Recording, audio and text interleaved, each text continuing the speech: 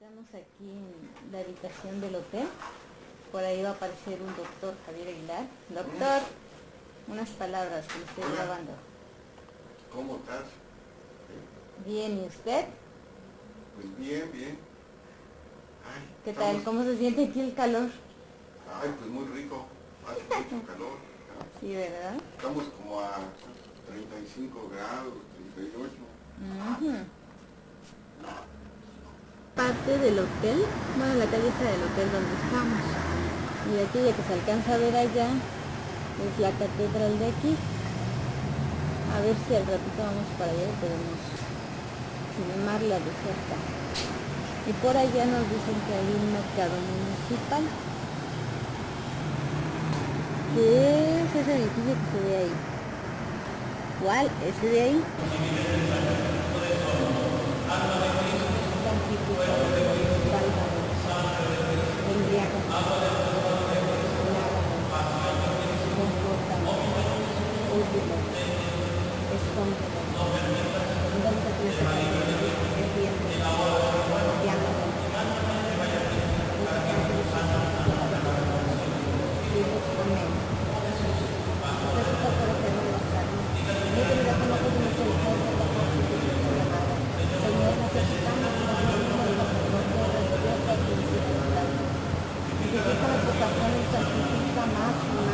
A nuestros sacerdotes religiosas y misericordiosas, le pedimos por la Inmaculada Virgen María de Guadalupe, su dulce y santa madre, por Jesús, santos sacerdotes religiosos.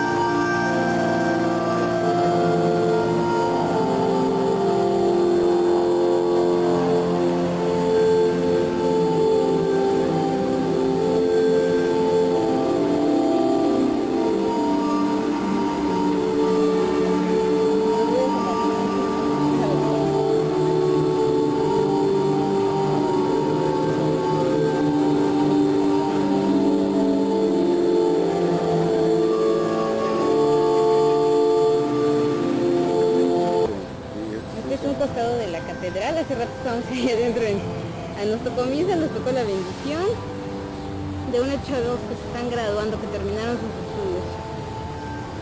Es aquí en Culiacán. La iglesia se llama, ¿cómo se llama la iglesia? ¿Javi? Es la catedral. Santísimo José de Jesús.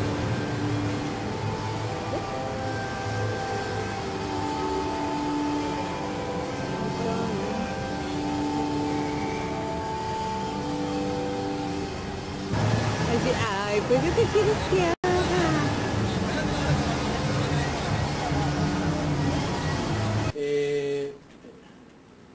Javier García, usted es profesor de la UNAM. Sí, sí, así es. Sí, soy profesor en la Facultad de Ciencias Políticas e investigador en el Instituto de Investigaciones Sociales. Muy bien, y trabaja en la misma línea Patricia González y el doctor Javier Aguilar García. Javier es un estudioso del movimiento obrero desde hace más de 20 años y hoy Los Mochis, a las 10 de la mañana, viene a presentar su última obra, que tienes en tus manos. La población trabajadora y sindicalizada en México en el periodo de la globalización, una publicación coedición de UNAM, Instituto de Investigaciones Sociales y el Fondo de Cultura Económica. Vamos a charlar con él después de la identificación al minuto 30. No presento nada de basura. No, vengo en calidad de académica, para que aquí no se enoje el PIB.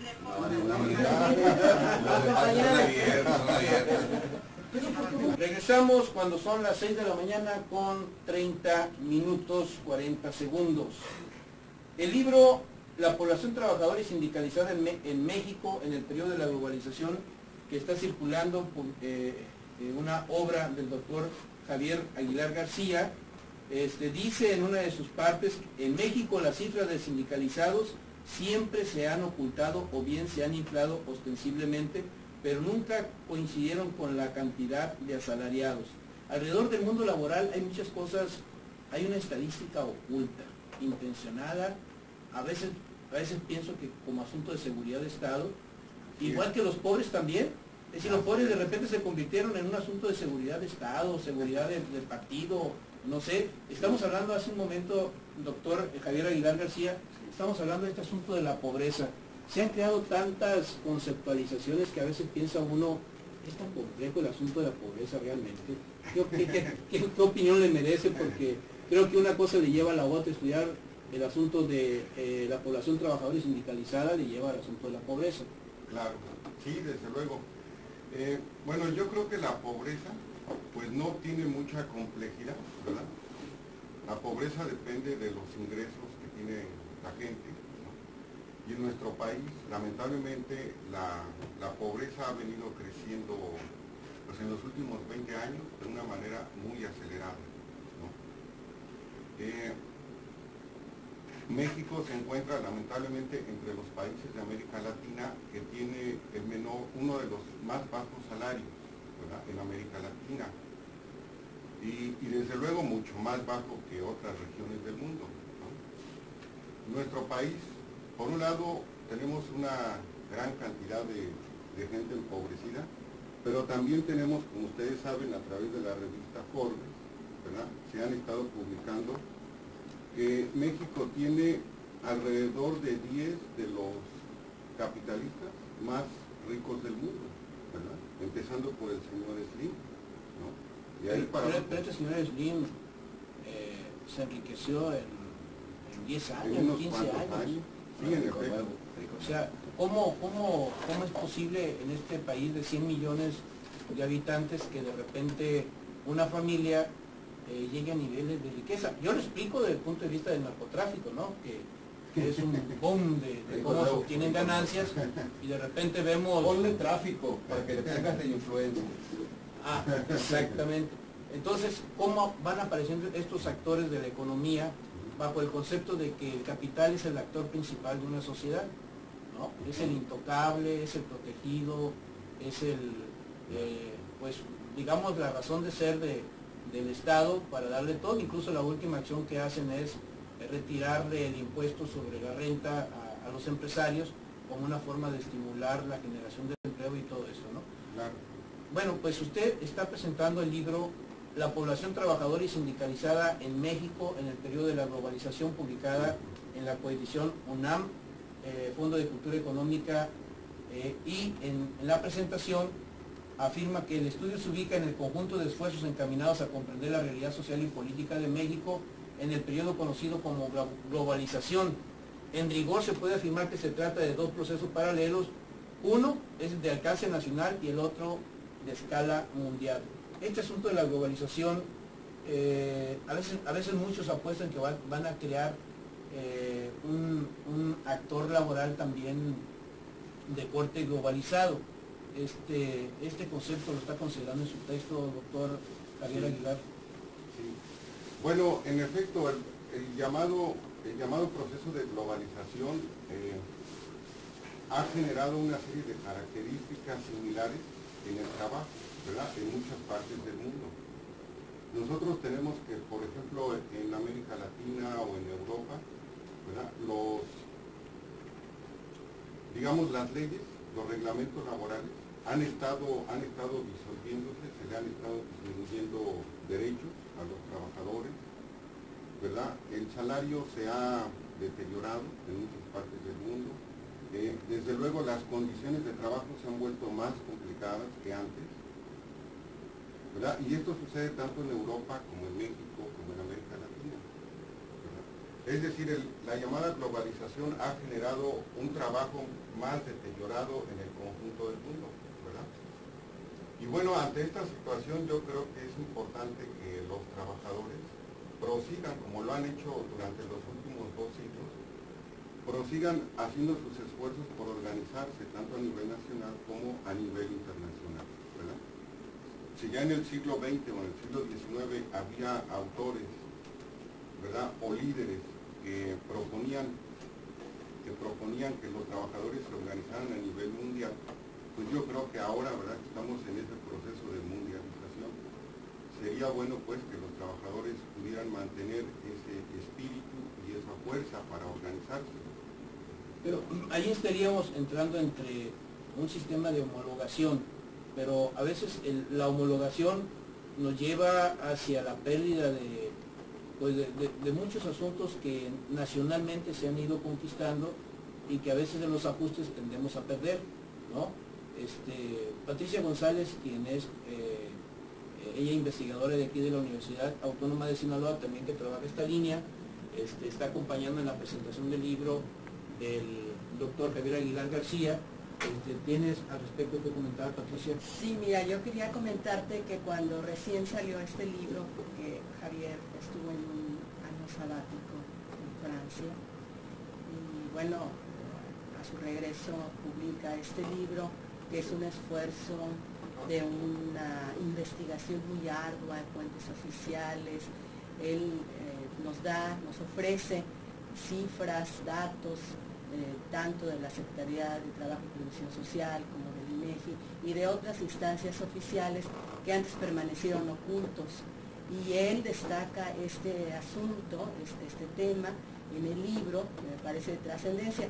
Lo que yo quería comentarte es que justo cuando sale este libro, él ahí apunta, por ejemplo, de una disminución de los efectivos sindicalizados en las grandes centrales. Habla de un resquebrajamiento del Congreso del Trabajo, de cómo se da esa fractura del Congreso del Trabajo y cómo surgen, se van del Congreso del Trabajo, por ejemplo, el Sindicato de Trabajadores del Seguro Social, sí, otros, los telefonistas, que se agrupan después en la Unión Nacional de Trabajadores, UNT, a la que pertenece el SUNTUAS. Entonces, a mí me interesa que Javier nos comentara sobre esta afirmación, porque causó bastante molestia, sobre todo en la CTM y en el sindicalismo oficial, esta afirmación. Incluso hubo varias notas periodísticas, y bueno, él ahí documenta sus afirmaciones. Me gustaría un poco que comentara este asunto. Y Humberto, quisiera al mismo tiempo nos hiciera algún comentario, maestro, ¿sí?, sobre el proyecto de ley del señor Carlos Abascal, el proyecto Abascal, porque algunos estudiosos hablan de un proyecto tendiente a la precarización del empleo, que obviamente favorece a todo aquel que en un momento dado pretenda mantener en la inseguridad a los trabajadores, en la inseguridad jurídica y laboral, por supuesto. Quisiera conocer su opinión sobre esto y si tiene algún dato sobre el deterioro de la capacidad adquisitiva de los salarios en los últimos 20 años.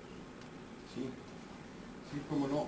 Bueno, primero contestando la pregunta de la doctora Patricia, pues yo les quiero comentar que efectivamente durante muchos años la información de los sindicalizados en México, allá en el Distrito Federal, siempre fue una información oculta, ¿no? Se mantenía así en secreto, era considerada un secreto de Estado. El gobierno nunca daba facilidades, ¿no? Aún ahora a mí me ha costado mucho trabajo llegar a conseguir algunas cifras. Pero lo que les quiero comentar es que este trabajo que bien ha enunciado aquí la compañera Patricia, pues a mí me costó algo así como 12 o 13 años de investigación, ¿verdad? justamente porque no se encontraban esos datos, ¿no? Y yo me los fui encontrando así poco a poco, ¿no? Y luego tuve que reconstruirlos. Bueno, esos datos vienen de la Secretaría del Trabajo, hablan de los trabajadores de jurisdicción federal y ellos afirman que la CTM, digamos, en este año tiene alrededor de 900,000 trabajadores. Y eso está ampliamente documentado en este librito. Y esta cifra también, digamos, contradice lo que Fidel Velázquez decía desde hace 15 o 20 años, ¿verdad? Don Fidel decía, bueno, en la CTM somos 5.5 millones de trabajadores. Y si ustedes revisan los periódicos, también en los últimos meses o años, la güera Rodríguez Arcaine sigue diciendo lo mismo. Dice, nosotros somos 5.5 millones de trabajadores. Pero afirmaba además, ¿Mande? además afirmaba, nosotros somos 5.5 millones de votos y sus familias. Ah, sí, desde luego, sí. No digo para qué partido, pero así decía también. ¿No? Sí, desde luego, ellos siempre comprometían, ¿verdad?, los millones de votos de los trabajadores en los procesos electorales. Pero también comprometió algo más. Si gana Vicente Fox, yo renuncio a la CTM. Y ahí lo tenemos ahora como soldadito de plomo echándole porras a Vicente Fox. El cuñado de Vicente. No, me parece que el estudio que hace el doctor Aguilar pues tiene que ver precisamente, y es oportuno destacarlo, si nos pudiera hablar después de que dé respuesta a la pregunta del compañero Millán, que la globalización, algún autor decía que globalidad que no beneficia es globalidad que perjudica. Que nos hablara usted hasta la fecha entre el Tratado de Libre Comercio, ¿qué ha significado la homologación? Si ha significado homologación de salarios o simple y sencillamente que se ha empobrecido, digamos, la oferta de trabajo y eso ha generado un poco de desempleo. A lo más que hemos llegado es que se vaya a trabajar ahora por horas, no por jornadas. Se me adelanta, efectivamente yo quería preguntar, ya que inició sus intervenciones señalando que en el país se han venido depauperizando los ingresos de los trabajadores o de un gran sector de la población del país, mi pregunta iba en el sentido de qué influencia perjudicial o benéfica ha tenido en este proceso el Tratado de Libre Comercio. El Tratado de Libre Comercio, que según entiendo es la palanca que impulsa a México a eso que han llamado aquí globalización. Y para concluir, si esto que llaman globalización en una versión muy pop de que es algo irreversible e inmodificable, preguntarle si es cierto esto, si es irreversible e inmodificable. Pues ahí tienen varias preguntas, doctor Javier Aguilar García, que algunas de ellas se salen de los tópicos del texto que está publicando, pero obviamente manejable por usted. Quiero decirles que el doctor Javier Aguilar García está presentando su libro La población trabajadora y sindicalizada en México en el periodo de la globalización. Hay algunas preguntas de Humberto Millán, de Versailles Osuna, el comentario de Rosendo Torres, doctor. Sí, muy bien. Bueno, contestando la primera pregunta sobre la propuesta de Abascal, ¿verdad?, para reformar la Ley Federal del Trabajo, pues yo les quiero comentar que, en efecto, en esta propuesta de reforma se trata de dar mayores facilidades para que las empresas puedan contratar personal, para que puedan despedir personal, ¿verdad? Se trata, dicen ellos, los empresarios, de hacer más flexible la legislación, ¿verdad? Que no se tarden tanto en hacer los despidos, que no se tarden tanto en, digamos, en hacer una serie de trámites, ¿no?, ante el sector laboral. Y en general yo pienso que esta propuesta de Abascal se viene haciendo desde 1989, ¿verdad?, desde el gobierno de Carlos Salinas de Gortari. Y luego durante el gobierno de Zedillo también se trató de modificar la ley. Sin embargo, las fuerzas políticas del país, las condiciones políticas y económicas no han permitido pues que se llegue a aprobar una ley con estas características. Doctor, yo quiero hacer un alto ahí. ¿Y en qué se parece la propuesta de Abascal a lo que está operando en Europa, por ejemplo? ¿No? Pues se parece bastante porque allá en Europa también se han estado flexibilizando los derechos, se han estado flexibilizando las leyes. por ejemplo, actualmente en Francia hay una discusión acerca de el número de años que hay que cotizar para el retiro famoso. Y que ya le explotó en la calle. Así es. Grandes manifestaciones. Sí. En la anterior ley tenían previsto el pago de 37 años de cotización y ahorita están proponiendo que sean 40 años de cotización. ¿Y en México cómo andamos en eso? ¿No? Bueno, en México pues la cosa es un poco más complicada. Ustedes saben que hace algunos años se aprobó este asunto del sistema de ahorro para el retiro, ¿no? Aquí, con este sistema, también se está de alguna manera, digamos, privatizando un cierto derecho, una cierta actividad que antes tenía, digamos, el sector público, ¿no? Entonces, con este derecho ahora se trató, digamos, de sacar los fondos que antes iban al Seguro Social y al ISSSTE y que ahora vayan a los bancos, ¿verdad? A los bancos privados. Se supone que ellos están administrando estas cuotas. Y que nos cobran 30% anual. Y que nos cobran bastante, 30%. Aclarándole que ahí ya desaparecieron todos aquellos recursos del SAT que no fueron a cuentas concentradoras, le puso el presidente una cantidad importante de millones. Doctor García, Javier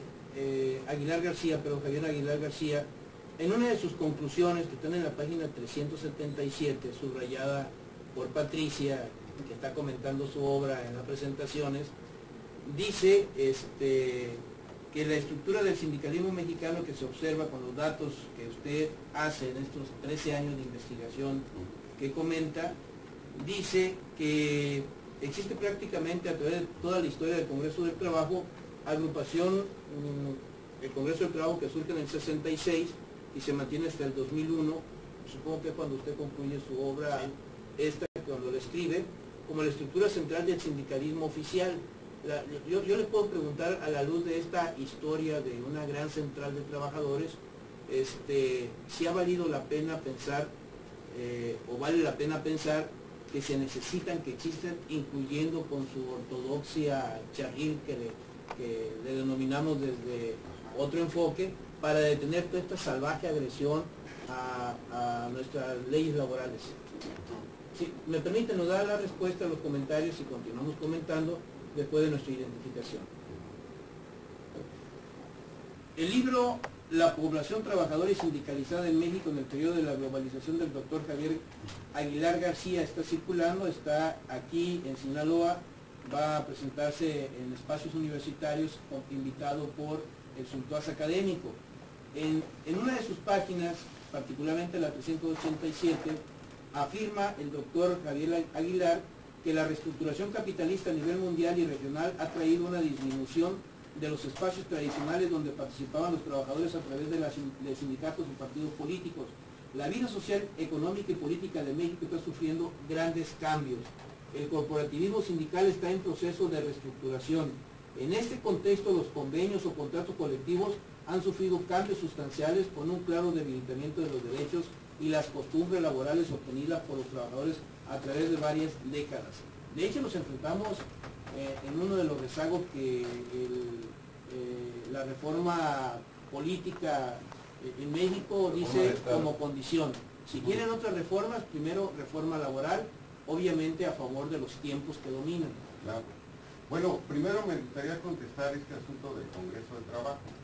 Yo creo que, en efecto, el Congreso del Trabajo fue un actor muy importante, ¿no? Del año 66 al año 82, por decirlo de alguna manera.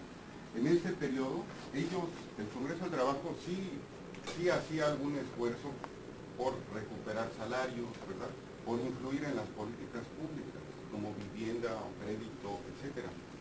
Pero de 1983 hasta ahora, o sea, durante los últimos 20 años, el Congreso del Trabajo ya no ha hecho prácticamente una política que sirva para detener toda esa nueva política que se llama neoliberal, ¿verdad? El Congreso del Trabajo se ha sometido a los planes económicos de los gobiernos de una manera muy incondicional y no ha permitido pues la recuperación del salario.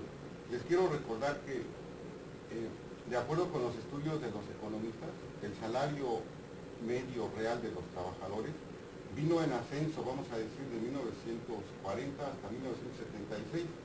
Y ya de 1976 hasta nuestros días el salario viene para abajo, el salario real, ¿verdad? Es decir, el Congreso de Trabajo se ha mostrado ya como una estructura incapaz de responder a las demandas de los trabajadores, ¿verdad? Pero se ha creado algo paralelo ahí, la UNT. Sí, en efecto, en 1997, ¿verdad?, hubo un desprendimiento de varios sindicatos del Congreso del Trabajo, ¿verdad?, encabezado por los telefonistas, y pasaron a formar la Unión Nacional de Trabajadores, la UNT. Esta central, pues desde luego trata digamos, de hacer una crítica, ha hecho una crítica al Congreso del Trabajo y trata de asumir la representación o la fuerza que alguna vez tuvo el Congreso del Trabajo, ¿verdad? Y esta organización, que es muy nueva, pues ciertamente que está cobrando influencia en varios sectores, en varios sindicatos. Sin embargo, yo creo que también esta organización está en estos momentos, vamos a decir, de alguna manera aprobando la reforma a la Ley Federal del Trabajo. Ellos mismos han hecho una serie de propuestas. Participaron de la mesa en origen, aunque la reventaron posteriormente. Sí. Pero seguimos entrampados en eso, doctor Javier Aguilar García, autor del libro La población trabajadora y sindicalizada en México en el periodo de la globalización, que se está presentando. Usted lo puede adquirir en las librerías donde el Fondo de Cultura Económica y el UNAM estamos disponiendo en la estantería. Pero este asunto, doctor, yo le preguntaba, incluso Berzaí y Rosendo Torres afirmaban vamos hacia qué situación. Usted habla de la globalización, pero habla también de un comportamiento casi normal de la desindicalización en el país, la pérdida de los sindicatos en esto. Esto nos pone en un grave riesgo, que tenemos indefinición de reforma laboral, pero por la vía del hecho sí están actuando, cercenando prestaciones de contrato, cercenando por la vía del hecho una cotización forzada, etcétera, etcétera. Todos estos factores que usted comentaba, ¿qué tendencia vemos? Porque usted dice grandes cambios ahora, ¿no? Entonces dice uno, bueno, pues lo que estamos platicando es lo mismo, no veo yo grandes cambios. O bueno, yo a lo mejor estoy pensando cambios favorables, ¿no? Y usted tiene otro signo de cambio. ¿Qué signo de cambio es este? Bueno, en el sindicalismo mexicano yo creo que se está empezando a cambiar en la medida en que, por ejemplo, surge la UNT ¿verdad?, o surgen más sindicatos independientes. Pero la idea sería, bueno, en mi opinión, la defensa de los trabajadores y la defensa de las organizaciones sindicales, ¿no? Yo creo que los sindicatos han servido desde hace más de 2 siglos para que se puedan defender los trabajadores de una manera colectiva. Actualmente la tendencia, vamos a decir, de las fuerzas del capital es a que los trabajadores se puedan defender solo de una manera individual, ¿verdad? Por tanto, ¿verdad?, es necesario que nosotros, todos los sindicatos, ¿verdad?, los sindicalizados, piensen en, bueno, ¿qué vamos a hacer con nuestras organizaciones? ¿Vamos a permitir que se desarticule y todos nos vamos a defender de una manera individual, o las vamos a seguir sosteniendo, ¿verdad? Bueno, en mi opinión, yo creo que hay que seguir sosteniendo las organizaciones. Sindicatos nacionales fuera. Digo, esa es la propuesta, esa es la propuesta que hay desde la oficialidad, ¿no? Es el trato en lo individual. Nosotros sabemos que en relaciones laborales, en lo individual, lo dicto a quien hacen jornales al trabajador. Los contratos ley, Sí, ¿no? sí. Y más los contratos colectivos a nivel de empresa fuera. Todo esto, doctor Javier Aguilar, usted como estudioso de estas tendencias, me llama la atención, no conozco el texto, es decir, lo que lo estoy viendo ahorita en la entrevista, no menciona las otras expresiones que están, pues, y que le han dado fuerza a lo que es la combatividad sindical, que en los últimos años han buscado, y me acuerdo de la Coordinadora Sindical Nacional, la famosa cocina, que nace en los periodos de las coordinadoras sectoriales, después viene la asamblea sindical y otras muchas expresiones, incluso el intento mismo de Carlos Salinas de Gortari por debilitar a Fidel Velázquez, dándole fuerza a la COR, a la CROM y a otras, pues llevó también incluso a confrontaciones muy vulnerables para los obreros, diciendo la democracia significa el costo de destruir los sindicatos y corporaciones sindicales. Estos son los riesgos que tenemos ahora con pensar en un sindicato que se libre de las corporaciones como Congreso del Trabajo, CPM, las grandes. El costo puede ser también la pérdida total del estado de defensión que tenemos derecho los trabajadores. Claro. Pero Bueno, una pregunta, ¿cuántas huelgas hemos tenido estos últimos 2 años? En los últimos 2 años, pues han sido muy pocas, han sido Casi como 20 o 25 en todo el país. Bueno, lo que quería mencionar respecto de esto es de que digamos, en las conclusiones de ese libro sí se habla un poco, no mucho, pero sí se habla de las nuevas expresiones del sindicalismo. En efecto, se menciona la UNT, se menciona al Frente Sindical Mexicano, ¿verdad? Se menciona la Asamblea Nacional de Trabajadores, que son expresiones del sindicalismo que se están oponiendo, ¿verdad?, de alguna manera a la reforma a la Ley Federal del Trabajo.